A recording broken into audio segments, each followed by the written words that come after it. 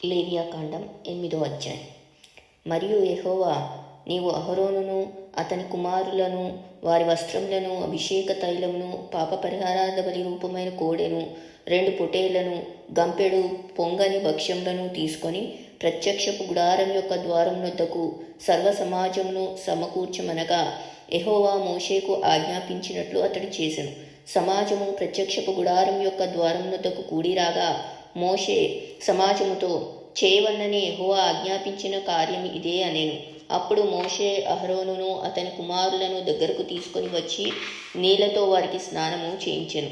తర్వాత అతడు అతనికి చొక్కాయిని తొడిగించి అతనికి దట్టీని కట్టి నిలువు తంగీని ఏఫోదును వేసి ఏఫోదు యొక్క విచిత్రమైన నడికట్టును అతనికి కట్టి దాని వలన అతనికి ఏఫోదును బిగించి అతనికి పతకము వేసి ఆ పతకములో ఉరీము తుమ్మీమను వాటిని ఉంచి అతని తల మీద పాగాను పెట్టి ఆ పాగా మీదను అతని నొసట పరిశుద్ధ కిరీటముగా బంగారు రేకును కట్టెను. ఇట్లు యెహోవా మోషేకు ఆజ్ఞాపించెను. మరియు మోషే అభిషేక తైలమును తీసుకొని మందిరమును దానిలోనున్న సమస్తమును అభిషేకించి వాటిని ప్రతిష్ఠించెను. అతడు దానిలో కొంచెము 7 మార్లు బలిపీఠం మీద ప్రోక్షించి బలిపీఠమును దాని ఉపకరణములన్నింటినీ గంగాలమును దాని పీటను ప్రతిష్ఠించుటకై వాటిని అభిషేకించెను. మరియు అతడు అభిషేక తైలంతో కొంచెము అహరోను తల మీద పోసి అతని ప్రతిష్ఠించుటకై అతనిని అభిషేకించెను. అప్పుడు అతడు అహరోను కుమారులను దగ్గరకు తీసుకొని వచ్చి వారికి చొక్కాయిలను తొడిగి వారికి దట్టీలను కట్టి వారికి కుల్లాయిలను పెట్టెను. ఇట్లు యెహోవా మోషేకు ఆజ్ఞాపించెను. అప్పుడు అతడు పాప పరిహారార్థ బలిగా ఒక కోడెను తీసుకొని వచ్చెను. అహరోనును అతని కుమారులను పాప పరిహారార్థ బలి రూపమైన ఆ కోడె తల మీద తమ చేతులుంచిరి. దాని వధించిన తరువాత మోషే దాని రక్తం తీసి బలిపీఠపు కొమ్ముల చుట్టూ రేలితో దాని చమిరి బలిపీఠం విషయమై పాప పరిహారం చేసి దాని నిమిత్తం ప్రాయశ్చిత్తం చేయుటకై బలిపీఠం అడుగున రక్తంను పోసి దాన్ని ప్రతిష్ఠించెను.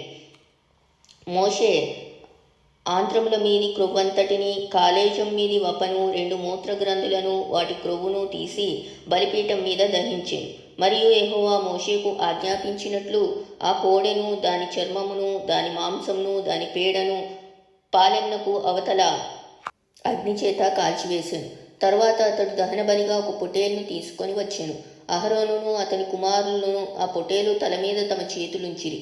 అప్పుడు మోషే దాన్ని వధించి బలిపీఠం చుట్టూ దాని రక్తంను ప్రోక్షించెను. అతడు ఆ పొటేలు యొక్క అవయవములను విడతీసి దాని తలను అవయవములను క్రొవ్వును దహించెను. అతడు దాని ఆంత్రములను కాళ్లను నీళ్లతో కడిగి ఆ పొటేలంతయు బలిపీఠం మీద దహించెను. యెహోవా మోషేకు ఆజ్ఞాపించినట్లు అది ఇంపైన సువాసన గల దహన బలి ఆయెను. అది యెహోవాకు హోమము.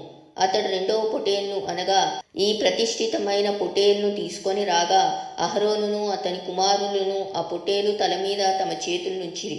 మోషే దానిని వధించి దాని రక్తంలో కొంచెం తీసి అహరోను కుడి చెవి కొన మీదను అతని కుడి చేతి బొటన వ్రేలి మీదను అతని కుడికాలి బొటన వ్రేలి కొన మీదను దాని చమిరేను. మోషే అహరోను కుమారులను దగ్గరకు తీసుకొని వచ్చి వారి కుడి చెవుల కొనల మీదను వారి కుడి చేతుల బొటన వ్రేలి మీదను వారి కుడికాలు బొటన వ్రేలి మీదను ఆ రక్తంలో కొంచెం చమిరేను. మరియు మోషే బలిపీఠం చుట్టూ దాని రక్తంను ప్రోక్షించెను. తరువాత అతడు దాని క్రొవ్వును, క్రొవ్విన తోకను, ఆంత్రముల మీది క్రొవ్వంతటిని, కాలేజం మీది వపను, 2 మూత్రగ్రంథులను వాటి క్రొవ్వును, కుడి జబ్బను తీసి యెహోవా సన్నిధిని గంపెడు పులియని భక్ష్యములలో నుండి పులియని ఒక పిండి వంటను, నూనె గలదే పొడిచిన ఒక భక్ష్యమును, ఒక పలచని అప్పడమును తీసి ఆ క్రొవ్వు మీదను ఆ కుడి జబ్బ మీదను వాటిని ఉంచి అహరోను చేతుల మీదను అతని కుమారుల చేతుల మీదను వాటన్నింటినీ ఉంచి అల్లాడింపబడు అర్పణముగా యెహోవా సన్నిధిని వాటిని అల్లాడించెను. అప్పుడు మోషే వారి చేతుల మీద నుండి వాటిని తీసి బలిపీఠం మీదనున్న దహనబలి ద్రవ్యం మీద వాటిని దహించెను. అవి ఇంపైన సువాసన గల ప్రతిష్ఠార్పణములు. అది యెహోవాకు హోమం. మరియు మోషే దాని బోరను తీసి అల్లాడింపబడు అర్పణంగా యెహోవా సన్నిధిని దాన్ని అల్లాడించెను. ప్రతిష్ఠితార్పణ రూపమైన పొటేలులో అది మోషే వంతు. అట్లు యెహోవా మోషేకు ఆజ్ఞాపించెను. మరియు మోషే అభిషేక తైలంలో కొంతయు బలిపీఠం మీది రక్తంలో కొంతయు తీసి అహరోను మీదను అతని వస్త్రముల మీదను అతని కుమారుల మీదను అతని వస్త్రముల మీదను దాన్ని ప్రోక్షించి అహరోనును అతని వస్త్రములను అతని కుమారుల వస్త్రములను ప్రతిష్ఠించాను. అప్పుడు మోషే అహరోనుతోనూ అతని కుమారులతోనూ ఇట్లా నేను ప్రత్యక్షపు గుడారం యొక్క ద్వారం వద్ద ఆ మాంసమును వండి అహరోనును అతని కుమారులను తినవలెను. నేను ఆజ్ఞాపించినట్లు అక్కడనే దానిని ప్రతిష్ఠిత ద్రవ్యములు గల గంపలోని భక్ష్యములను తినవలెను. ఆ మాంసంలోనూ భక్ష్యములలోనూ మిగిలినది అగ్ని చేత కాల్చివేయవలెను. మీ ప్రతిష్ఠిత దినములు తీరు వరకు 7 దినములు ప్రత్యక్షపు గుడారం యొక్క ద్వారం వద్ద నుండి బయలు వెళ్ళకూడదు. 7 దినములు మోషే మీ విషయంలో ఆ ప్రతిష్ఠితను చేయుచుండును.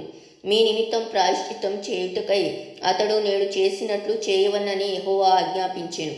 మీరు చావకుండునట్లు మీరు ప్రత్యక్ష గుడారం యొక్క ద్వారం వద్ద 7 దినముల వరకు రేయింబగలుండి యెహోవా విధించిన విధిని ఆచరింపవలెను.